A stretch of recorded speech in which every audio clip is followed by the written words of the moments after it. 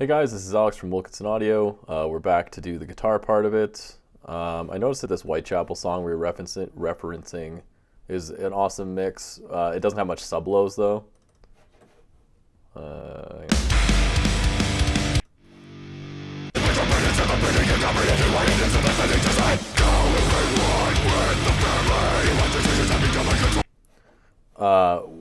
but we'll listen to this new 12-foot Ninja single here.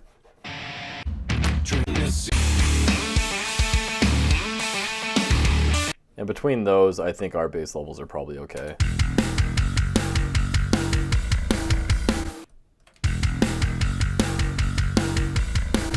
It's also a little difficult to tell how loud the kick should be on these headphones, but hopefully it's somewhere near right. This is where referencing comes in. Definitely listen to this in your car and stuff like that. A cool way to listen to high end is to play it on your iPhone or something like that. That will be a good test of not only like how well your high end's meshing together, but also iPhones actually play in mono. They only have one speaker on the bottom, the other one's a microphone. So it's a good mono test too, and you should always check your mix in mono.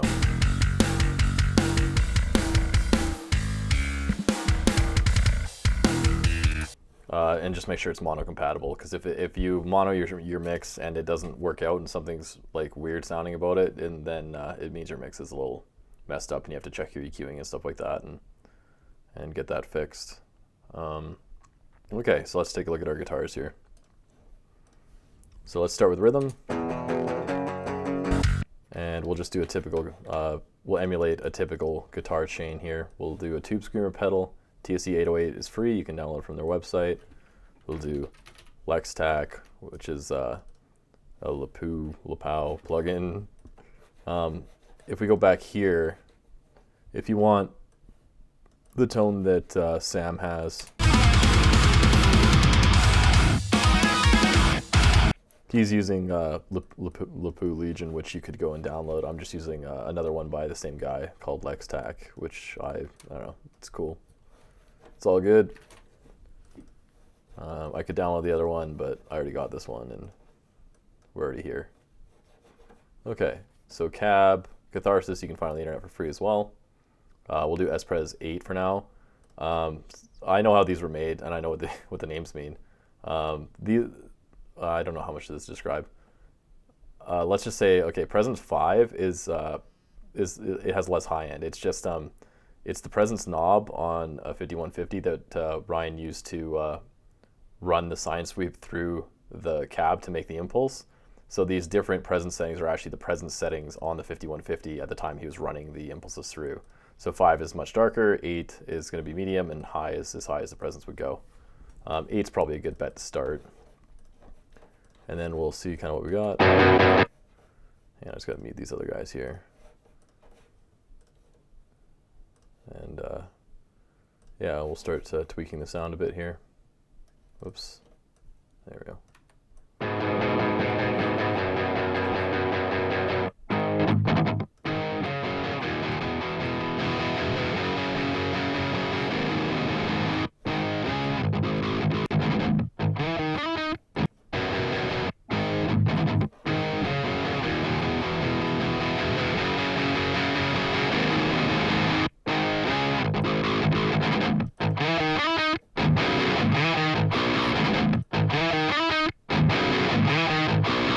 Oh, also it's mono because we have to switch. Yeah, okay, sorry. I was wondering why it sounded kind of weird. Stereo on the 808 and stereo on the Lextac to be able to do this, because I'm just controlling both the settings for both at once via the one folder / bus channel here. Same thing. But we had to set our plugins to be stereo. Some plugins don't have this feature, I believe. So it's but luckily with this and this what we do. And reverb is always in stereo unless you hit mix to mono. So it's going to do stereo, it's going to do separate left and right, so we can actually do our guitar tone from here.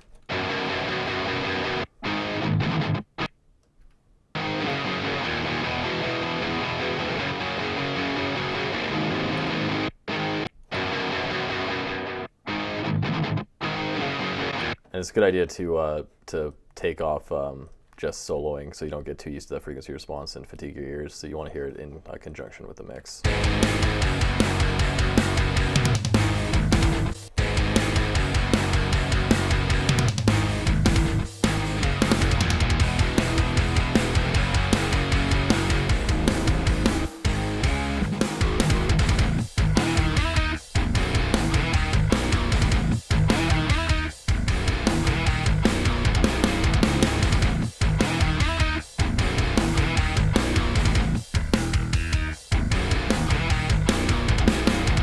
You want to use as little gain as you can get away with for clarity's sake, and yeah, stuff just tends to sound better if you can keep it lower gain.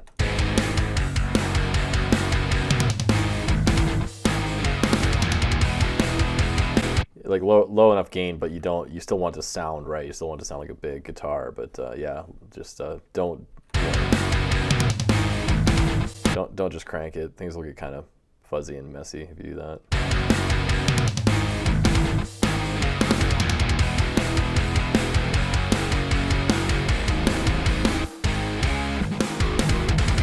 So we'll say that's our tone.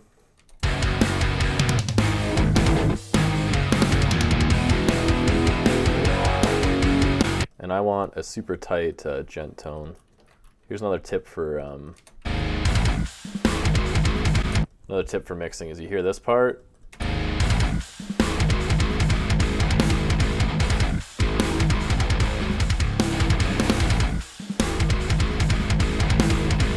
This is a great part.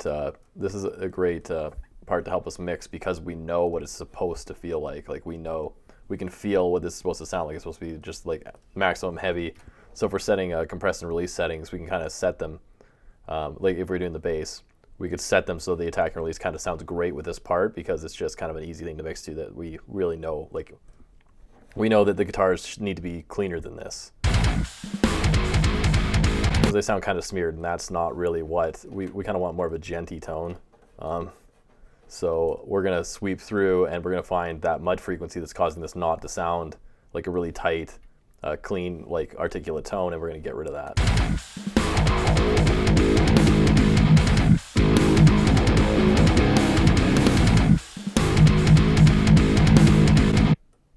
And let's try it without that.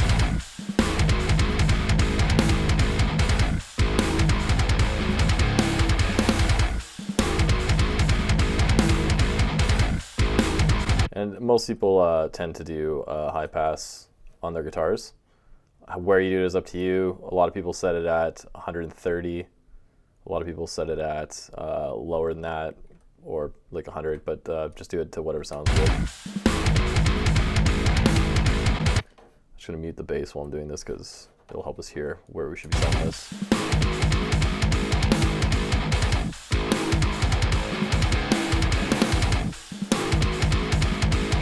100 sounds cool to me.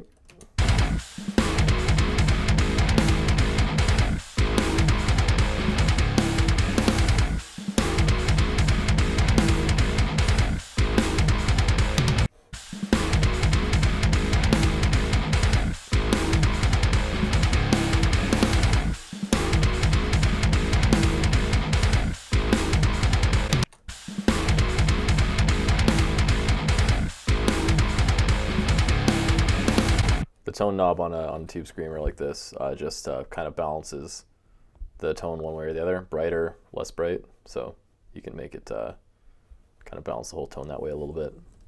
Or you can just use the knobs of the EQ. They have kind of a different effect, but either will work.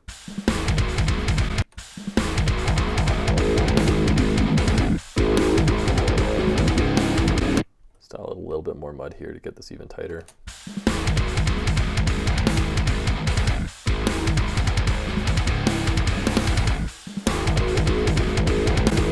I'm not sure I want to dial out this frequency because I think it's might start changing the character of the tone a little bit.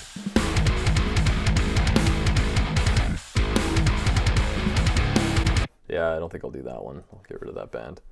But yeah, that sounds kind of cool.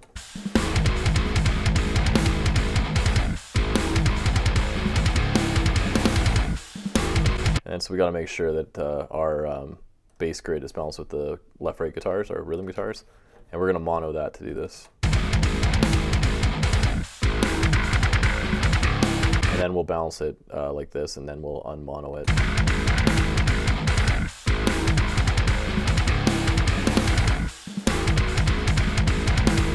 So to me it sounds balanced around 2 dB, but we can hear the frequency balance is not quite right. Like the bass grit's brighter than the guitars and it's sticking out. And I can kind of see why that's happening immediately, actually. We can see these peaks. We got some resonance in the bass that's being heard, and we'll have to dial it out, or yeah, we'll have to check it out. So that's one of them.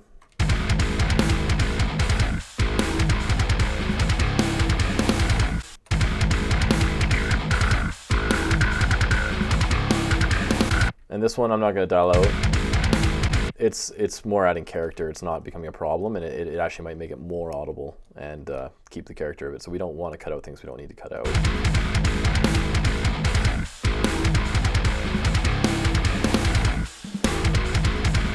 Maybe a dB, just to be safe, because it might be sticking out a little too much.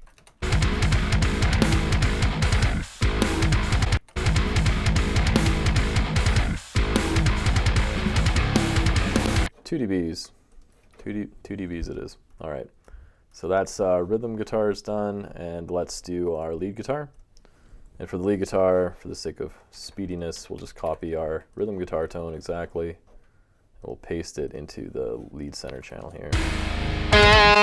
And it'll be very loud and it will hurt your ears. And then you can just export the mix from there and upload to iTunes. Okay. Still too loud. Okay, and we're going to reset the EQ because we're going to do it totally differently. And we are going to want to high pass this one higher up. Oh yeah, obviously we need to unmono it from here.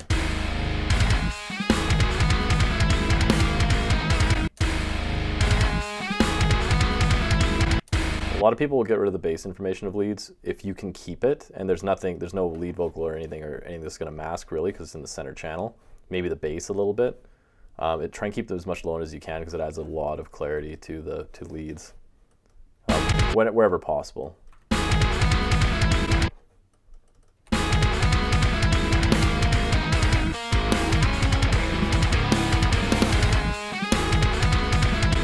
It's actually already sitting kind of not bad, actually, which is kind of lucky. You can tweak these tones to your liking. But we'll just add some delays to this.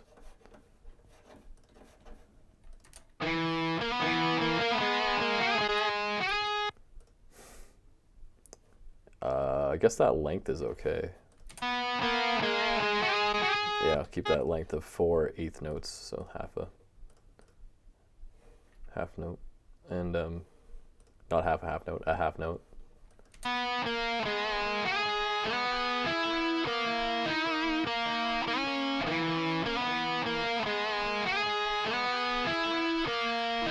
And use a high pass to cut out some low end on that reverb to keep it clear.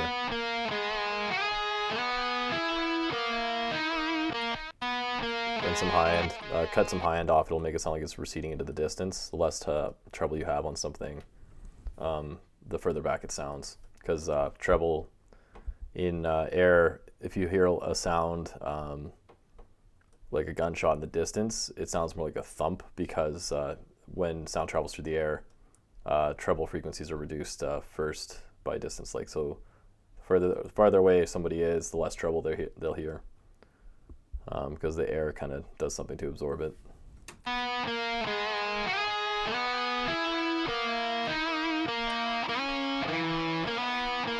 You can make your delays more apparent by reducing in this delay anyway, by reducing the bit depth of it, which kind of bit crushes it and distorts it.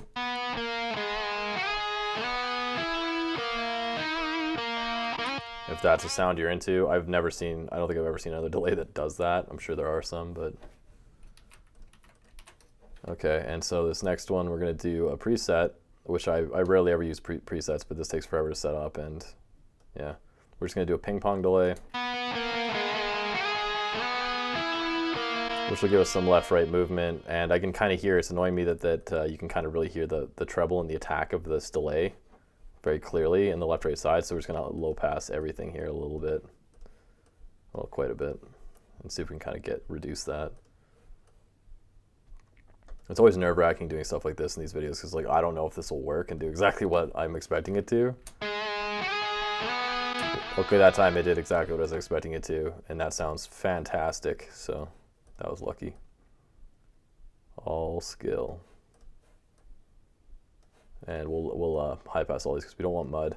Speaking of mud, what you should do, I don't know if I'll demonstrate this because it takes a little bit. Duplicate this signal to another track and use it to all right, I'm not going to do it, but I'll do like a bit of it. Use an auxiliary input and send this signal, but clean, back to this channel. So duplicate. I'm basically doing it anyway, am I? Oh. So we would do. I'll just do it at this point. It's too. We're in too deep. Let's do it. Okay, this gets routed to our. So this is the raw track, and we're routing that. Oops, routing it to our track that we have the gate on. And route it to channels 3 and 4, pre-fader, because we don't want this key channel to be heard. So turn it down all the way, and then tell it to gate with the auxiliary input. And then we'll our delays won't ring out forever. They'll be cut off. Because if you have a delay ring out forever, well, that's not even that bad. But if you have really long delays and stuff, they get really muddy in the mix, and they're not really heard or necessary. So you can just gate them out. And then change the release time to something appropriate.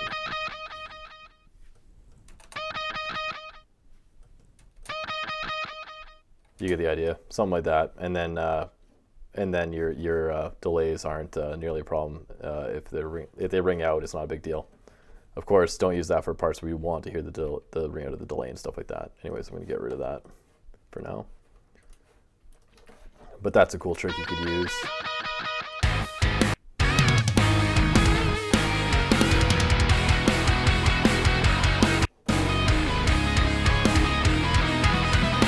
And we'll check in mono because we want to make sure this isn't interfering with a bunch of stuff.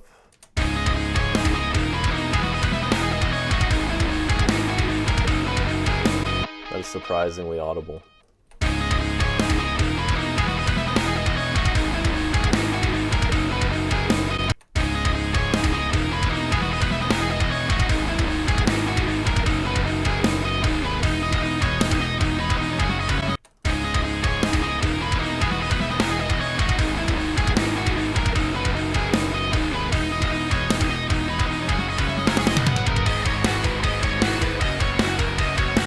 All right, cool.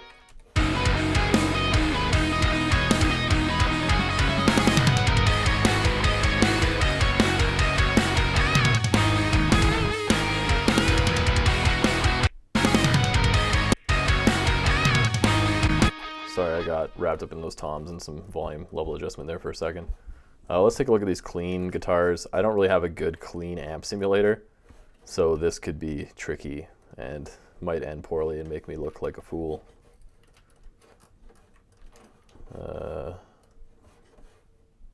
Okay, let's take our tracks again, just the guitar tone that we've kind of been using here, and we'll paste it onto the clean thing, and we'll kind of reset a lot of these settings.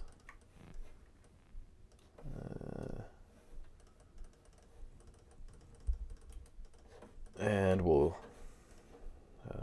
get rid of these this EQ and these delays, and we'll just try and see if we can dial in a clean tone that's at all good, because I'm not confident that I will achieve one this way. Ah, yes, perfect. Also, try not to, whenever possible, try not to give yourself severe hearing damage while mixing.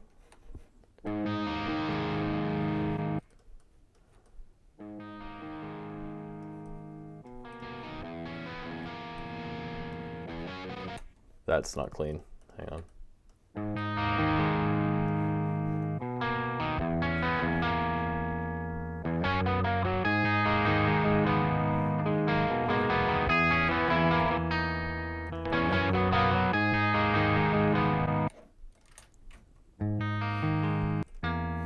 How clean do we want it?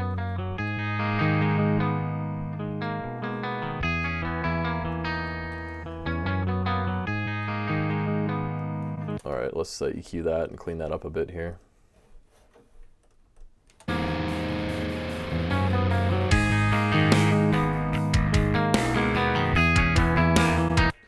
And you'll notice like this is kind of an issue with programming bass and stuff, is nobody would play a bass like that during a part like this. Like you wouldn't just be like rocking that hard at a chill part. Same with the drum samples, like realistically. People are kind of used to the sound of this now, but the nice thing about it is if you're programming drums or something, you can turn the velocities down a little bit here.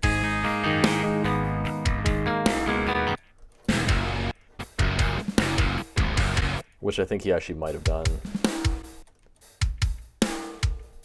Yeah, I don't know, hard to tell. But yeah, like if you're programming stuff like this, be aware that parts like this, and especially with program bass and stuff, what we could like do stuff like this. We can automate the grit track to be a little quieter. If you're wondering how you do that, you just hit V and then you get the volume automation.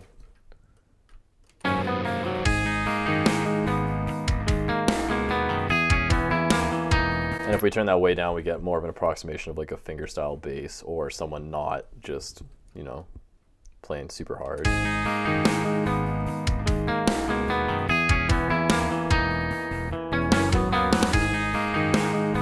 Which goes a long way to helping make that seem more authentic and believable.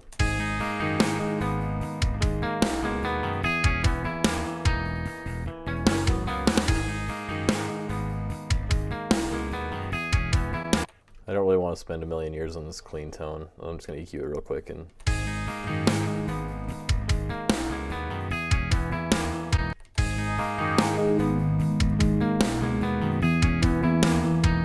you might be able to fix some of this EQing by just adjusting knobs on the amp, but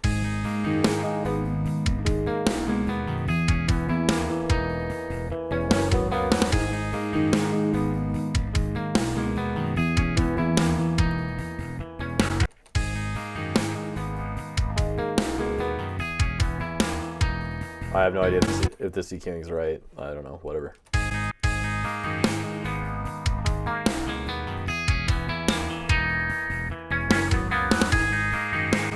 Okay, you'll hear these notes. There's some notes in here that are kind of like jumping out at you. Right there kind of is one. Right there's kind of one. Okay, so what you're going to do is you're going to fix that, because that will make your mix sound a little amateur and uneven if you have stuff jumping out. It doesn't really fit in. First thing I'm going to try is turn the volume down in the DI. Maybe that'll help. Maybe a little bit. I can't really tell. Second thing is we're going to EQ, and then we're going to put this on repeat, and we're going to fatigue our ears badly, but it's worth it to get rid of this, this sound. Yep, there it is. And then we'll drop that down a couple dB. And then we'll automate this EQ, this slider.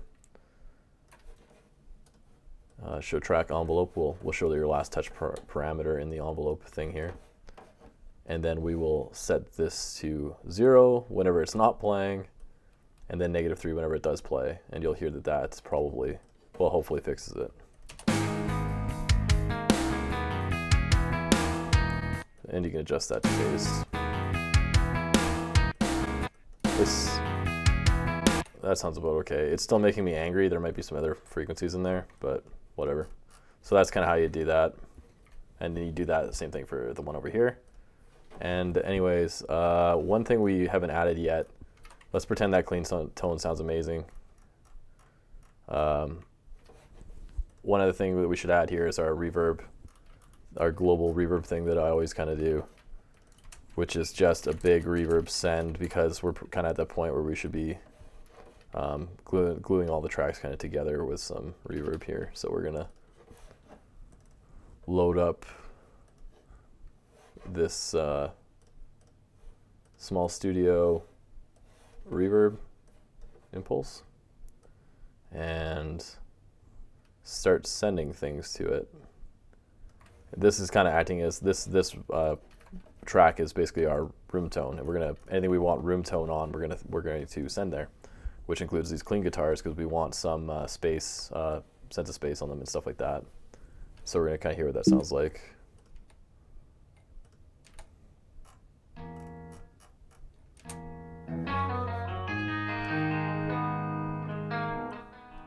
We're going to adjust that. We're going to adjust that send to sound right.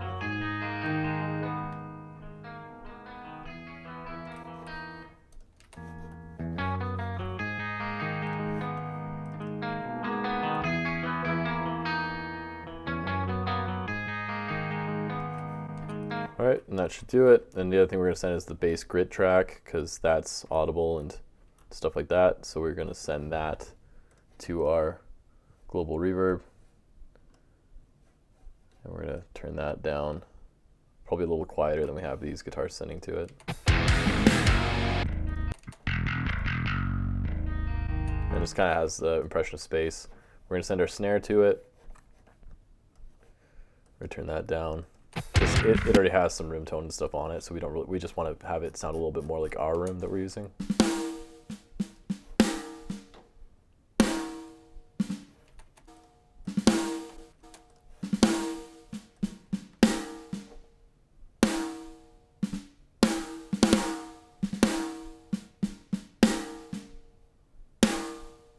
Yeah, we'll have to fiddle with that and make sure it's at the right kind of volume. We'll send our rhythm guitars very quietly to it because a lot of the reason, I don't know if I said this in one of the other videos, but a lot of the reason why I think the fake guitars kind of sound fake is because most of the impulse responses are very short and they don't have room tone in them. So if we add some room tone back into them, it might help them sound a little more organic and have a little more energy.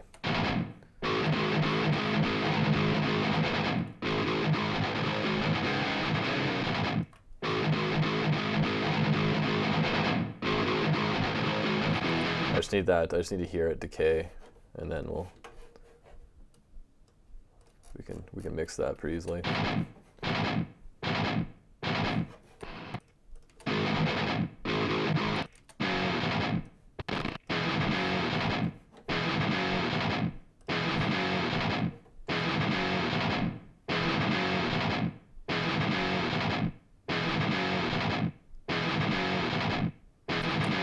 There, so not much at all. And obviously our big lead is going to get some room tone on it. Okay.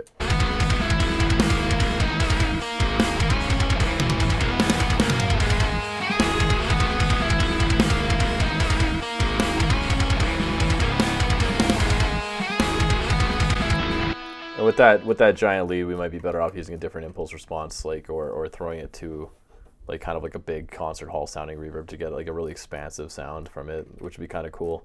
You can also separate instruments via reverbs. If you use different reverbs on different stuff, you can kind of separate it a little bit that way as well, which is cool. Yeah, that is very cool. While we're on the topic of reverbs, one thing you can kind of do that's kind of cool is you can actually EQ stuff with reverbs. So if we had a snare or something like that and we wanted more high end on it, but we needed a reverb on it as well, like we don't have a reverb on it yet, you could do something like this, like pick a reverb that has a lot of high frequency information. So for this we can EQ this. This is a terrible reverb, but usually you'd want to use something like a plate on a snare, and we can just high pass it, and then now it's adding high frequency information to the snare sound, making it brighter. So then you could avoid the need to EQ your snare. You could just add high end that way, because the less processing and EQing we're doing, the better, right? So I think that pretty much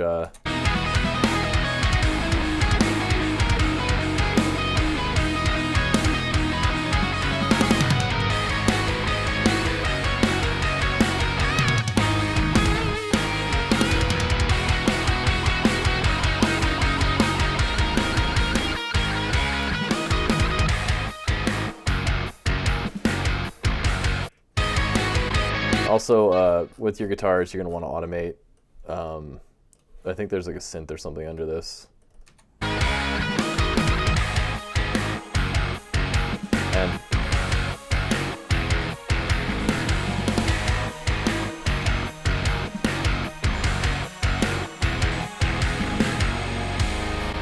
so obviously we don't want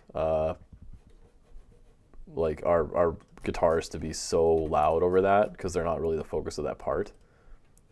So we'll just take our hit V to do the volume automation, and then we'll just drop the volume down a couple dBs there. So it's at 21. We'll take it down to 20.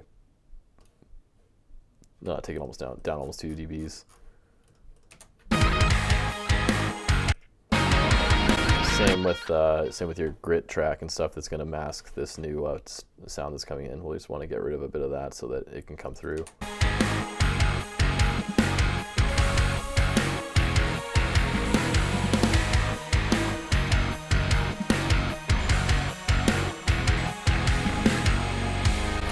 So you might get an idea of how automation works and how it's important.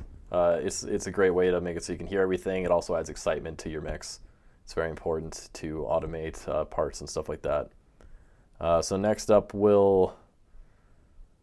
don't even know if I should show how to mix effects. I mean, it's so basic. Like, it's same way you do everything else. Just take this stuff and just EQ it till it fits, because most of it's fairly even and balanced anyway. The pads and stuff are kind of like almost like mixing a guitar. Like, just make sure it's not muddy.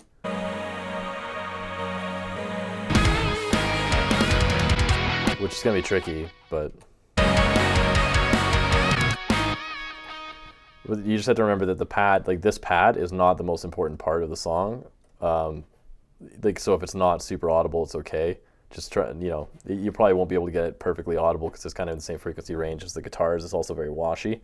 So you should EQ it so it's more like a feel thing. You can kind of feel that it's there, and maybe you'll be able to kind of hear it, but I wouldn't try and sacrifice the size of our guitar so you can hear this pad.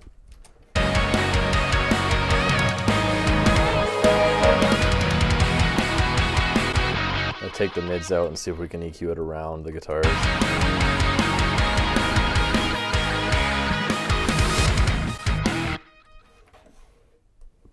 Take mono off too.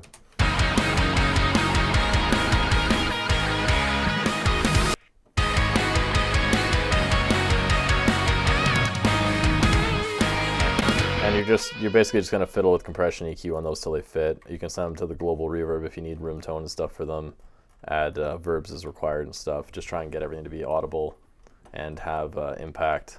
Sub drops are kind of difficult to mix. You might, if you're mastering your own stuff, you might want to wait till that's staged before you figure out what volume to turn them up to.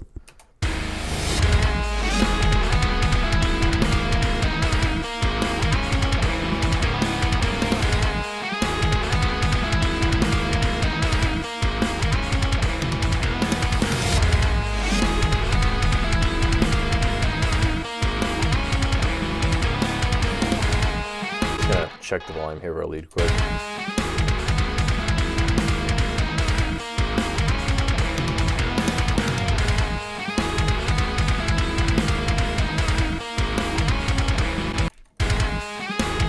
On our guitars, often with V30 speakers, you're going to end up having some garbage about 21 to 2300 hertz.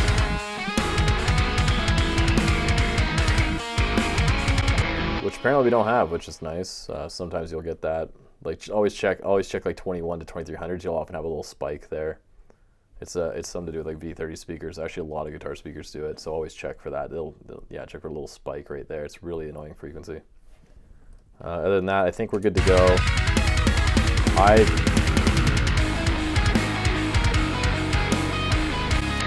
I don't want to work on this all day, so we'll just master it next, and I'll show you some tricks for mastering.